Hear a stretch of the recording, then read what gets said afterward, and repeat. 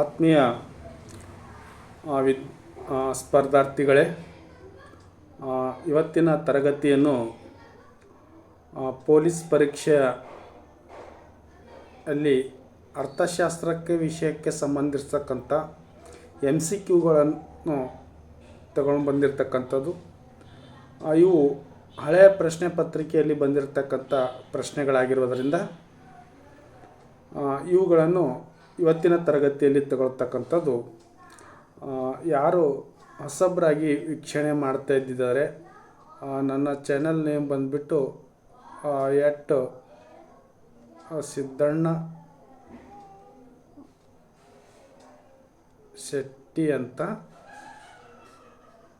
ಇದು YouTube channel name ಇದೆ. ಹೌದಾ? ಪ್ರಶ್ನೆ ನಂಬರ್ ನೋಡಿ, ಅರ್ಥಶಾಸ್ತ್ರದ ಮೂಲ ಸಮಸ್ಯೆ ಯಾವುದು ಅಂತ ಕೇಳಿರ್ತಕ್ಕಂಥದ್ದು. ಅದರಲ್ಲಿ ನಿರುದ್ಯೋಗ, B ಸಂಪನ್ಮೂಲ ಕೊರತೆ, C ಹಣದುಬ್ಬರ, D ಬಡತನ. ಇದರಲ್ಲಿ ಸರಿಯಾಗಿರ್ತಕ್ಕಂಥ ಉತ್ತರ B ಸಂಪನ್ಮೂಲ ಕೊರತೆ ಆಗಿರ್ತಕ್ಕಂಥದ್ದು. ಎರಡನೇ ಪ್ರಶ್ನೆ,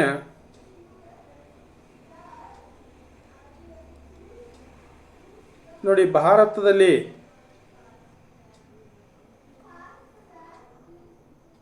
ಕೇಂದ್ರ ಬ್ಯಾಂಕ್ ಯಾವುದು ಅಂತ ಕೇಳಿರ್ತಕ್ಕಂಥದ್ದು. ಇಲ್ಲಿ SBI ಅಂತಂತಂದರೆ ತಾವು ತಿಳ್ಕೊಬೇಕು, ಸ್ಟೇಟ್ ಬ್ಯಾಂಕ್ ಆಫ್ ಇಂಡಿಯಾ ಅಂತ ಕರಿತೇವೆ. ಇಲ್ಲಿ RBI ಅಂತಂದರೆ reserve bank of India. NABARD bank ಅಂತಂತಾರೆ ಇದು national bank for agricultural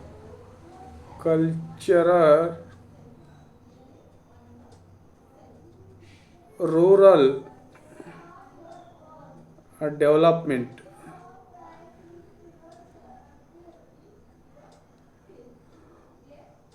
SEBI ಅಂತಂದರೆ ಸೆಕ್ಯೂರಿಟಿ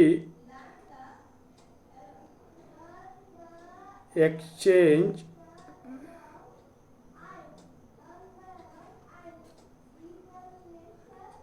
ಬ್ಯಾಂಕ್ ಬೋರ್ಡ್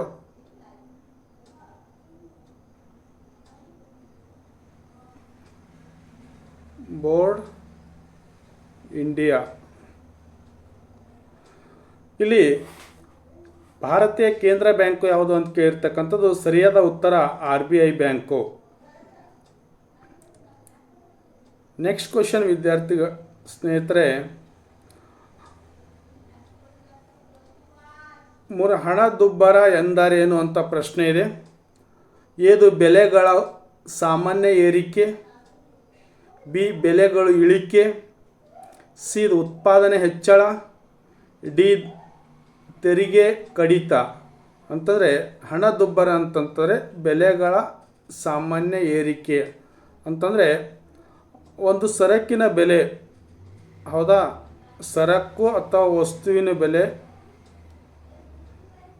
ನಿರಂತರವಾಗಿ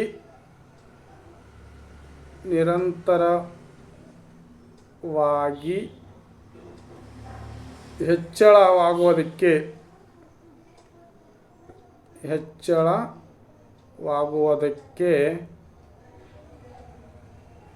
ನಾವೇನಂತೀವಿ? ಹಣದುಬ್ಬರ ಅಂತ ಕರಿತೇವೆ. ಇಲ್ಲಿ ಎಕ್ಸಾಂಪಲ್ ನೋಡಿ,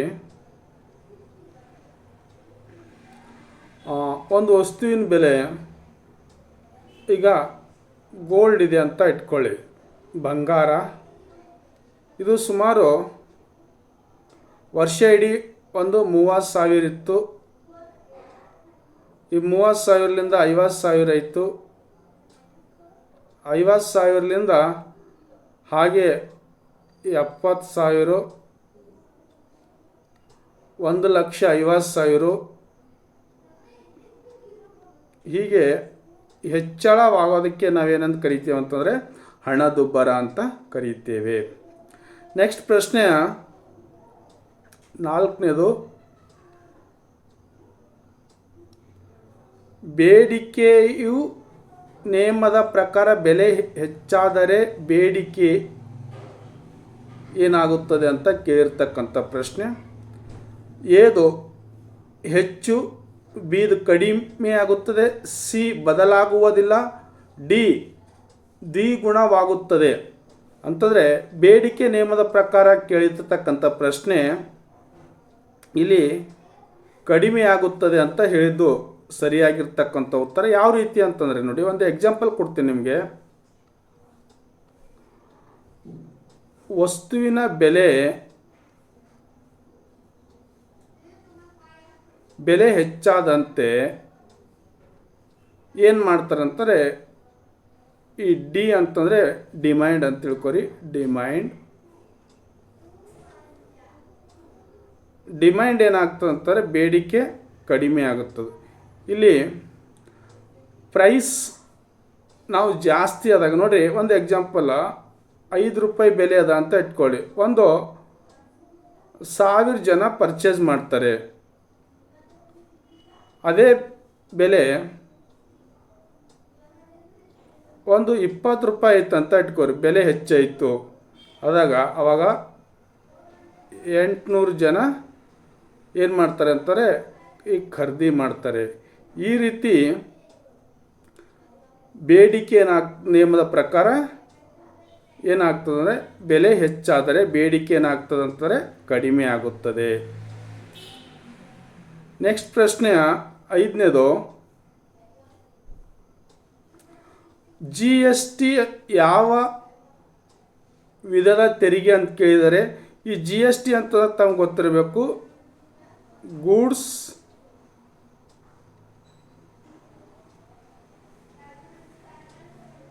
ಸರ್ವಿಸ್ ಟ್ಯಾಕ್ಸ್ ಅಂತಂದರೆ ಸರಕು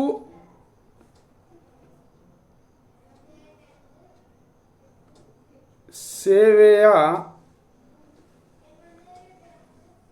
ತೆರಿಗೆ ಅಂತ ಕರಿತೇವೆ ಇದಕ್ಕೆ, ಗೂಡ್ಸ್. ಇಲ್ಲಿ ನೋಡಿ, ಏದು ನೇರ ತೆರಿಗೆ, ಬಿ ಪರೋಕ್ಷ ತೆರಿಗೆ, ಸಿ ಆಸ್ತಿ ತೆರಿಗೆ, ಡಿ ಆದಾಯ ತೆರಿಗೆ. ಇಲ್ಲಿ ಸರಿಯಾಗಿರ್ತಕ್ಕಂಥ ಉತ್ತರ ಪರೋಕ್ಷ ತೆರಿಗೆ. ಈ ಗೂಡ್ಸ್ಗಳ ಮೇಲೆ ಯಾವ ರೀತಿ ತೆರಿಗೆ ಹಾಕ್ತಾರೆ ಅಂತಂದರೆ ಪರೋಕ್ಷ ತೆರಿಗೆ ಅಂತ ನಿಮಗೆ ಹೇಳ್ತಕ್ಕಂಥದ್ದು. ಇದಕ್ಕೆ ಯಾವ ರೀತಿ ಒಂದು ನೋಡಿ, MRP ಒಂದು ವಸ್ತು, ಒಂದು ನೋಟ್ಬುಕ್ ಬೆಲೆ, ಹೌದಾ, ಈ ನೋಟ್ಬುಕ್ಕು ಬೆಲೆ ₹25 ಅದ ಅಂತ ಇಟ್ಕೊಳ್ಳಿ. ₹25. ಇಲ್ಲಿ ಇದ್ರ ಮೇಲೆ ಏನು ಬರೆದಿರ್ತಾರೆ ಅಂತಾರೆ, ಆಲ್ ಇನ್ಕ್ಲೂಡಿಂಗ್ ಟ್ಯಾಕ್ಸ್ ಅಂತ ಬರೆದಿರ್ತಾರೆ. ಈ ಆಲ್ ಇನ್ಕ್ಲೂಡಿಂಗ್ ಟ್ಯಾಕ್ಸ್ ಅಂತಂದಾಗ ಇದು ₹25 ಕೊಟ್ಟು ಒಬ್ಬ ವಿದ್ಯಾರ್ಥಿ ಖರೀದಿ ಮಾಡಿದ್ರೆ ಆ ₹25 ಒಳಗಡೆ ಏನಿರ್ತಂತಂದರೆ ₹20 ಮನಿಫ್ಯಾಕ್ಚರಿಂಗ್ ಹೋಗುತ್ತದೆ. ಮನಿಫ್ಯಾಕ್ಚರಿಂಗ್ ಅಂದರೆ ಉತ್ಪಾದಕರಿಗೆ ಹೋಗ್ತದೆ, ಉತ್ಪಾದಕರಿಗೆ. ಇನ್ನು ₹5 ಏನು ಉಳಿತದಲ್ಲ, ಈ ₹5ದಲ್ಲಿ 2 ರೀತಿ ಟ್ಯಾಕ್ಸ್ಗಳನ್ನು, ಈ ಟ್ಯಾಕ್ಸ್ ₹5 ಸರ್ಕಾರಕ್ಕೆ ಹೋಗ್ತಕ್ಕಂಥದ್ದು. ಆ ಕಾರಣಕ್ಕಾಗಿ GST ಪರೋಕ್ಷ ತೆರಿಗೆ ಆಗಿದೆ ಅಂತಕ್ಕಂಥದ್ದು. ನೆಕ್ಸ್ಟ್ ಕ್ವಶನ್ 6ನೇದು, ಭಾರತದ ಯೋಜನಾ ಆಯೋಗದ ಬದಲಿಗೆ ಬಂದ ಸಂಸ್ಥೆ ಯಾವುದು ಅಂತ ಕ್ವಶನ್ ಕೇಳಿದ್ದಾರೆ. ಈ ಒಂದು ಎ ನೋಡಿ RBI, B NITI Aayog, C SEBI, D NABARD. ಇಲ್ಲಿ ನೀತಿ ಆಯೋಗ ಸರಿಯಾಗಿರ್ತಕ್ಕಂಥ ಉತ್ತರ. ಈ ಒಂದು ಯೋಜನೆ ಆಯೋಗದ ಬದಲಿಗೆ ಈ ಒಂದು ನೀತಿ ಆಯೋಗ ಭಾರತದಲ್ಲಿ NDA ಸರ್ಕಾರ ತಂದಿರತಕ್ಕಂಥದ್ದು. ಇದು PM ಆಗಿರ್ತಕ್ಕಂಥ ನರೇಂದ್ರ ಮೋದಿಯವರು ಜಾರಿಗೆ ತಂದಿರತಕ್ಕಂಥದ್ದು, ಜಾರಿಗೆ ನೀತಿ ಆಯೋಗ. ನೆಕ್ಸ್ಟ್ ಕ್ವಶನ್,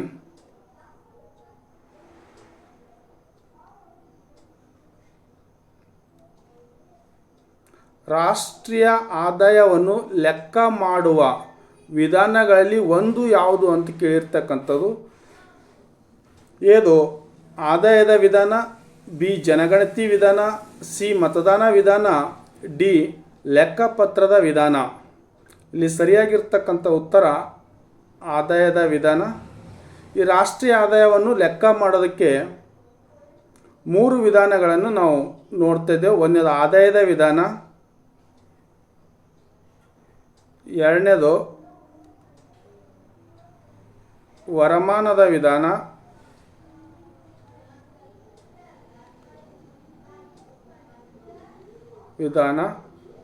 ಮೂರನೇದು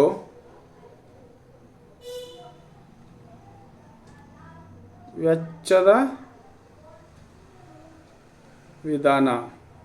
ಈ 3 ವಿಧಾನಗಳನ್ನು ನಾವು ರಾಷ್ಟ್ರೀಯ ಆದಾಯದಲ್ಲಿ ಅಳೆಯೋದಕ್ಕೆ ಅಧ್ಯಯನ ಮಾಡ್ತಕ್ಕಂಥದ್ದು. ಆದಾಯದ ವಿಧಾನ,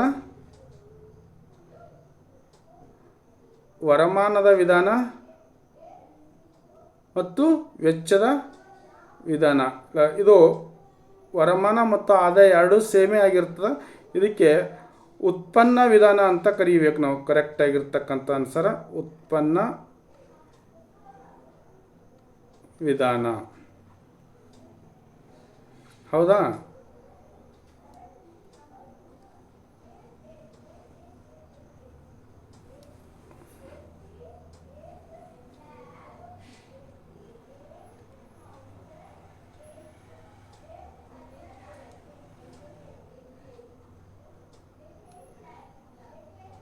ಉತ್ಪನ್ನ ವಿಧಾನ.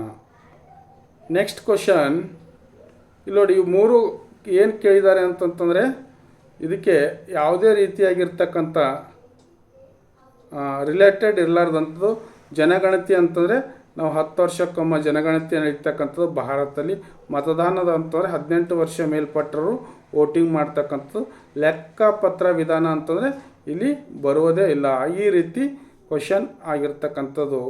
ನೆಕ್ಸ್ಟ್ ಕ್ವಶನ್, 8ನೇ ಕ್ವಶನ್, ಉತ್ಪಾದನೆಯ ಒಂದು ಅಂಶವು ಯಾವುದು ಅಂತ ಕೇಳಿದ್ದಾರೆ ಅಂತಂತಂದರೆ ಇಲ್ಲಿ ಸರಿಯಾಗಿರ್ತಕ್ಕಂಥ ಉತ್ತರ ಭೂಮಿ ಆಗಿರ್ತಕ್ಕಂಥದ್ದು. ಉತ್ಪಾದನೆಯಲ್ಲಿ ಒಟ್ಟು 4 ಅಂಶಗಳಿರ್ತವೆ. ಅದರಲ್ಲಿ ಒಂದು ಅಂಶ ಕೇಳಿದರೆ ಭೂಮಿ ಒಂದಾಗಿದ್ರೆ, ಎರಡನೇದು ಶ್ರಮ, ಮೂರನೇದು ಬಂಡವಾಳ, ನಾಲ್ಕನೇದು ಸಂಘಟನೆ. ಇವು ಉತ್ಪಾದನೆ ಒಂದು ಅಂಶ ಭೂಮಿ. ಆದರೆ ಇವೆಲ್ಲನೂ ಉತ್ಪಾದನಾ ಅಂಶಗಳಿಗೆ ಶ್ರಮ, ಬಂಡವಾಳ, ಸಂಘಟನೆ ಬೇಕಾಗಿರ್ತಕ್ಕಂಥದ್ದು. ಇದು ಆರೋಗ್ಯ ಅಲ್ಲ, ಶಿಕ್ಷಣ ಅಲ್ಲ ಮತ್ತು ರಾಜಕೀಯ ಕೂಡ ಅಲ್ಲ ಅಂತಕ್ಕಂಥದ್ದು ತಾವು ತಿಳ್ಕೊಳ್ಬೇಕಾಗಿದ್ದು. ನೆಕ್ಸ್ಟ್ ಪ್ರಶ್ನೆ, ಹಣದ ಮುಖ್ಯ ಕಾರ್ಯ ಯಾವುದು ಅಂತಂದರೆ ಇಲ್ಲಿ ಏದು ವಿನಿಮಯ ಮಾಧ್ಯಮ, ಮನೋರಂಜನೆ, ಶಿಕ್ಷಣ, ಆಡಳಿತ. ಇದು ಏದು ವಿನಿಮಯ ಮಾಧ್ಯಮವಾಗಿ ಹಣ ಕೆಲಸ ಮಾಡ್ತದೆ ಅಂತಕ್ಕಂಥದ್ದು ಇದರ ಮುಖ್ಯ ಕಾರ್ಯವಾಗಿರ್ತಕ್ಕಂಥದ್ದು.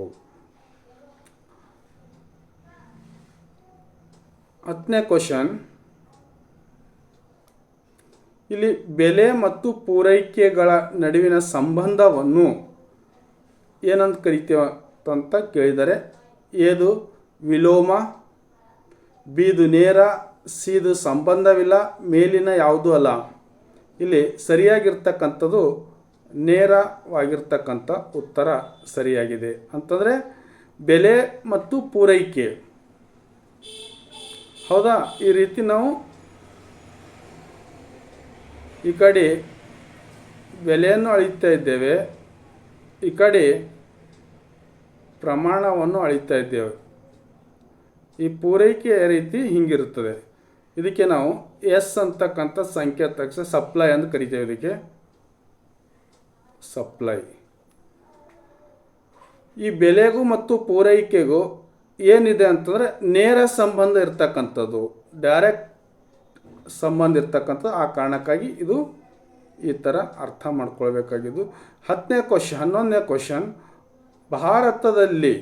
ಭಾರತದ ಆರ್ಥಿಕತೆಯ ಪ್ರಮುಖ ವಲಯ ಯಾವುದು ಅಂತ ಕೇಳಿದ್ದಾರೆ. ಇಲ್ಲಿ ಕೃಷಿ, ಬಾಹ್ಯಾಕಾಶ, ಸಿನಿಮಾ, ಪ್ರವಾಸೋದ್ಯಮ ಅಂತ. ಇದು ಸರಿಯಾಗಿರ್ತಕ್ಕಂಥ ಉತ್ತರ ಭಾರತದ ಕೃಷಿ ಆಗಿರ್ತಕ್ಕಂಥದ್ದು ಪ್ರಮುಖ ಆರ್ಥಿಕ ವಲಯ. ಬಾಹ್ಯಾಕಾಶ ಅಲ್ಲ, ಸಿನಿಮಾ ಅಲ್ಲ, ಮತ್ತು ಪ್ರವಾಸೋದ್ಯಮ ಅಲ್ಲ ಅಂತಕ್ಕಂಥದ್ದು. ನೆಕ್ಸ್ಟ್ ಕ್ವಶನ್ 12 ನೋಡಿ. GDPಯ ಪೂರ್ಣ ರೂಪ ಯಾವುದು ಅಂತ. Gross domestic product, general domestic product, gross development plan, general development plan. ಇದು ಗ್ರಾಸ್ ಡೊಮೆಸ್ಟಿಕ್ ಪ್ರಾಡಕ್ಟ್. ಇದು ಸರಿಯಾಗಿರ್ತಕ್ಕಂಥ ಉತ್ತರ. ಇದು ಒಟ್ಟು ಕನ್ನಡದಲ್ಲಿ ಏನಾಗ್ತದೆ ಅಂತಂದರೆ ಒಟ್ಟು ದೇಶೀಯ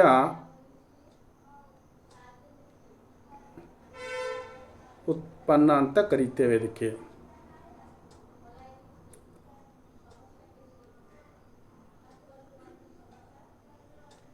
ಹದಿಮೂರನೇ ಪ್ರಶ್ನೆ, ಬಜೆಟ್ ಅನ್ನು ಮಂಡಿಸುವವರು ಯಾರು ಅಂತ ಕೇಳಿರ್ತಕ್ಕಂಥದ್ದು. ಎದು ರಾಷ್ಟ್ರಪತಿ, ಬಿ ಹಣಕಾಸಿನ ಸಚಿವರು, ಸಿ ಪ್ರಧಾನಮಂತ್ರಿ, ಡಿ ರಾಜ್ಯಪಾಲರು. ಇಲ್ಲಿ ಸರಿ ಉತ್ತರ ಹಣಕಾಸಿನ ಸಚಿವರು ಬಜೆಟ್ ಮಂಡನೆ ಮಾಡ್ತಕ್ಕಂಥದ್ದು. ನಮ್ಮ ಭಾರತದ ಪ್ರಸ್ತುತ ಹಣಕಾಸಿನ ಸಚಿವರು ಯಾರು ಅಂತಂತಂದರೆ ಶ್ರೀ ನಿರ್ಮಲಾ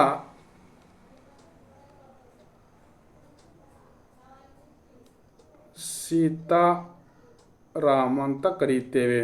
ನಿರ್ಮಲಾ ಸೀತಾರಾಮ್. ಇವರು ಎಲ್ಲಿದವರು ಅಂತಂತಂದರೆ ಕರ್ನಾಟಕ.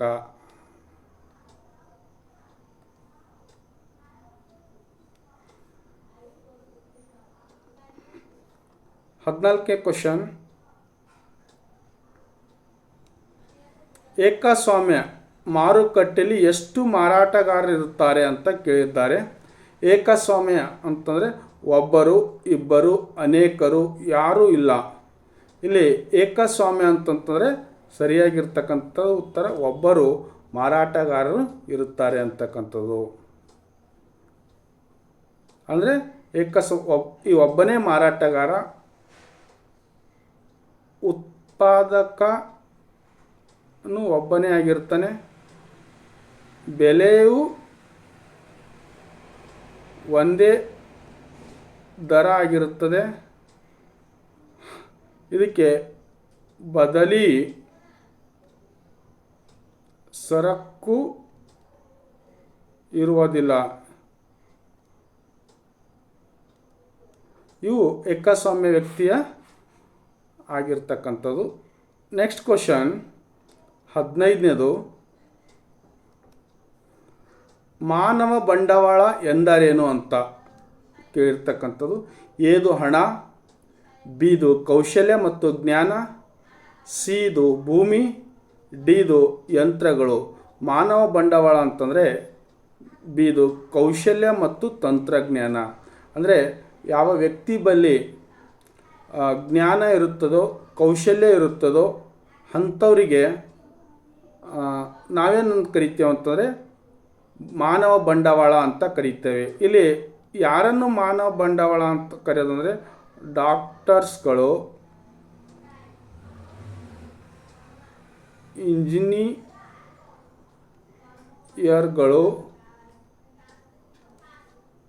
ಅಧ್ಯಾಪಕರು ಅಥವಾ ಉಪನ್ಯಾಸಕರು, ವಕೀಲರು,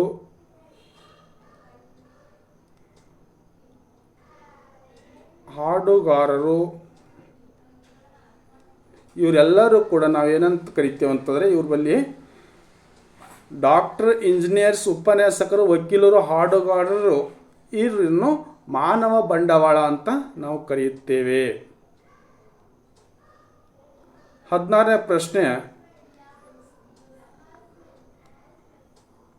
ಹಣದುಬ್ಬರವನ್ನು ನಿಯಂತ್ರಿಸಲು RBI ಬಳಸುವ ಒಂದು ಸಾಧನ ಯಾವುದು ಅಂತ ಕೇಳಿದ್ದಾರೆ ಅಂತಂದರೆ ಅದರಲ್ಲಿ ಏದು ರೇಪೋ ದರ, ಬಿದು ಆದಾಯ ತೆರಿಗೆ, ಸಿದು GST, ಡಿದು ರಫ್ತು ಸುಂಕು. ಇಲ್ಲಿ ಸರಿಯಾಗಿರ್ತಕ್ಕಂಥ ಉತ್ತರ ರೇಪೋ ದರ. ಇದು ಒಂದು ಸಾಧನ ಕೇಳಿದರೆ ಇನ್ನೂ ಕೂಡ ಇದರಲ್ಲಿ ಸಾಧನ ಇರ್ತಕ್ಕಂಥದ್ದು ರಿವರ್ಸ್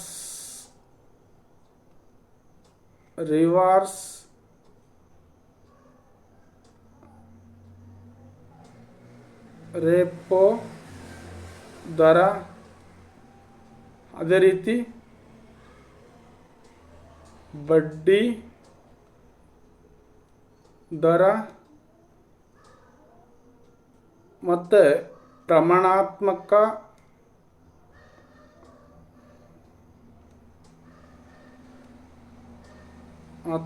ಮತ್ತು ಗುಣಾತ್ಮಕ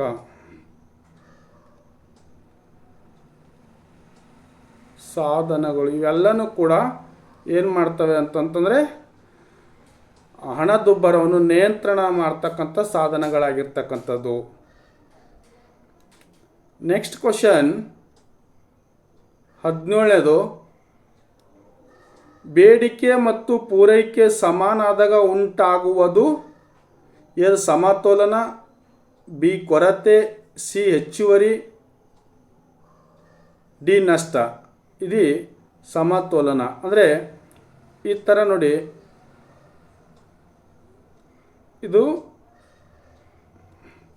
ಇದನ್ನು ನಾವು ಏನು ರೇಖೆ ಕರಿತೇವೆ? ಬೇಡಿಕೆ ರೇಖೆ ಅಂತ ಕರಿತೇವೆ, ಡಿಮ್ಯಾಂಡ್ ಕರೋ.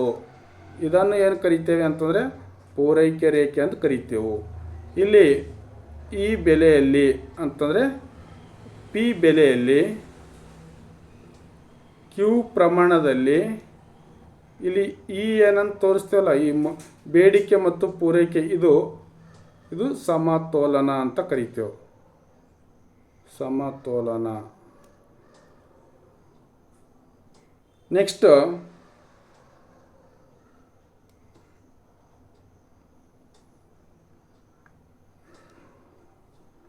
18, ಭಾರತದ ಕರೆನ್ಸಿಯನ್ನು ಮುದ್ರಿಸುವ ಅಧಿಕಾರ ಯಾರಿಗಿದೆ ಅಂತ ಕೇಳಿರ್ತಕ್ಕಂಥ ಪ್ರಶ್ನೆ.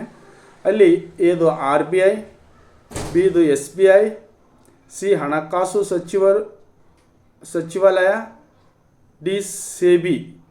ಇಲ್ಲಿ ಕರೆನ್ಸಿಗಳನ್ನು ಮುದ್ರಿಸುವ ಅಧಿಕಾರ RBI ಇರ್ತಕ್ಕಂಥದ್ದು ಸರಿಯಾಗಿರ್ತಕ್ಕಂಥ ಉತ್ತರ. ಹಾಗೆ 19ನೇ ನೋಡಿ, ಬ್ಯಾಂಕ್ನಲ್ಲಿ ಹಣ ಠೇವಣಿ ಇಟ್ಟವರಿಗೆ ಸಿಗುವುದು ಏದು ಬಡ್ಡಿ, ಬಿ ಲಾಭಾಂಶ, ಸಿ ತೆರಿಗೆ, ಡಿ ಬೋನಸ್. ಇಲ್ಲಿ ಠೇವಣಿ ಇಟ್ಟವರಿಗೆ ಬ್ಯಾಂಕ್ದಲ್ಲಿ ಏನು ಸಿಗ್ತಂದರೆ ಬಡ್ಡಿ ಸಿಗ್ತದೆ ಅಂತಕ್ಕಂಥದ್ದು ಸರಿಯಾಗಿರ್ತಕ್ಕಂಥದ್ದು. 20ನೇ ಕ್ವಶನ್, ಭಾರತದ ಆರ್ಥಿಕ ವ್ಯವಸ್ಥೆ ಯಾವುದು ಅಂತ ಕೇಳಿದ್ದಾರೆ. ಏದು ಬಂಡವಾಳಶಾಹಿ, ಬಿ ಇದು ಸಮಾಜವಾದಿ, ಸಿ ಮಿಶ್ರ ಆರ್ಥಿಕತೆ, ಡಿ ಕಮ್ಯುನಿಸ್ಟ್. ಇಲ್ಲಿ ಭಾರತದ ಆರ್ಥಿಕತೆ ಅಂದರೆ ಮಿಶ್ರ ಆರ್ಥಿಕತೆ ಅಂತ ಕರಿತೇವೆ. ಇಲ್ಲಿ ಬಂಡವಾಳಶಾಹಿ ಆರ್ಥಿಕತೆ ಅಂತಂದ್ರೆ ಇಲ್ಲಿ ಸರಿಯಾಗಿರ್ತಕ್ಕಂಥ ಉತ್ತರ ಬಂಡವಾಳಶಾಹಿ ಆರ್ಥಿಕತೆ ಅಂತಂದರೆ ಯಾವುದೇ ಕೇಂದ್ರ ಸರ್ಕಾರ ಅಥವಾ ಪ್ರಾಧಿಕಾರ ಆ ಬಂಡವಾಳ ಅಂತಂದರೆ ಉತ್ಪಾದಕರ ಕೈಯಲ್ಲಿ, ಅಂದರೆ ಉತ್ಪಾದಕರು ಉತ್ಪಾದಿಸಿ ತಾವೇ ಆ ವಸ್ತುವಿನ ಬೆಲೆಯನ್ನು ನಿಗದಿ ಮಾಡಿ ನಿಗದಿ ಮಾಡಿ ಮಾರಾಟ ಮಾಡುತ್ತಾರಲ್ಲ ಅಂಥದಕ್ಕೆ ನಾವು ಬಂಡವಾಳಶಾಹಿ ಮಾರುಕಟ್ಟೆ ಅಂತ ಕರಿತೀವಿ. ಉದಾಹರಣೆಗೆ ಎಕ್ಸಾಂಪಲ್ ಅಮೇರಿಕಾದಲ್ಲಿದೆ ಇದು, ಅಮೇರಿಕಾ. ನೆಕ್ಸ್ಟ್ ಸಮಾಜವಾದಿಶಾಹಿ ಅಂತಂದರೆ ಕೇಂದ್ರ ಸರ್ಕಾರ ಅಥವಾ ಪ್ರಾಧಿಕಾರವನ್ನು ಏನು ಸರ್ಕಾರ ಯಾವುದೇ ಸರಕು ಸೇವೆಗಳು ಆಗಿರ್ಬೋದು ಅಥವಾ ಉತ್ಪಾದನೆ ವಸ್ತುಗಳಾಗಿರ್ಬೋದು, ಸರ್ಕಾರನೇ, ಕೇಂದ್ರ ಸರ್ಕಾರನೇ ಅಥವಾ ಸರ್ಕಾರವೇ ನಿಗದಿ ಮಾಡಿ ಅದರ ಬೆಲೆಯನ್ನು ನಿರ್ಧರಿಸ್ತಕ್ಕಂಥ ಅಧಿಕಾರ ಹೊಂದಿರ್ತದೋ ಅದನ್ನು ನಾವು ಸಮಾಜವಾದಿ ಸರ್ಕಾರ ಅಂತ ಕರೆಯುತ್ತೇವೆ. ಅದೇ ರೀತಿಯಾಗಿ ನಮ್ಮ ಭಾರತದಲ್ಲಿ ಮಿಶ್ರ ಆರ್ಥಿಕತೆ ಅಂತಂದರೆ ಇಲ್ಲಿ ಖಾಸಗಿ ವ್ಯಕ್ತಿಗಳು ಮತ್ತು ಖಾಸಗಿ ಪ್ಲಸ್ ಸರ್ಕಾರ ಇವೆರಡನ್ನು ಕೂಡಿಕೊಂಡು ಆರ್ಥಿಕತೆ ವ್ಯವಸ್ಥೆ ನಡೆಸಿದ್ದಾದರೆ ಅದನ್ನು ನಾವು ಏನಂತ ಕರಿತೇವೆ ಅಂತಂದರೆ ಮಿಶ್ರ ಆರ್ಥಿಕತೆ ಅಂತ ಕರಿತೇವೆ. ಈ ರೀತಿಯಾಗಿ ಒಂದು 20 ಪ್ರಶ್ನೆಗಳನ್ನು ಇವತ್ತಿನ ತರಗತಿಯಲ್ಲಿ ಬಂದಿರತಕ್ಕಂಥದ್ದು. ತಮಗೆ ಈ ಕ್ಲಾಸ್ ಇಷ್ಟವಾಗಿದ್ದರೆ ಲೈಕ್ ಮಾಡಿ, ಶೇರ್ ಮಾಡಿ, ಸಬ್ಸ್ಕ್ರೈಬ್ ಮಾಡಿ ಅಂತ ಹೇಳುತ್ತಾ ಇವತ್ತಿನ ತರಗತಿ ಇಲ್ಲಿಗೆ ಮುಗಿಸ್ತಾ ಇದ್ದೇನೆ. ಮುಂದಿನ ತರಗತಿಯೊಂದಿಗೆ ನಿಮ್ಮ ಭೇಟಿಯಾಗೋಣ.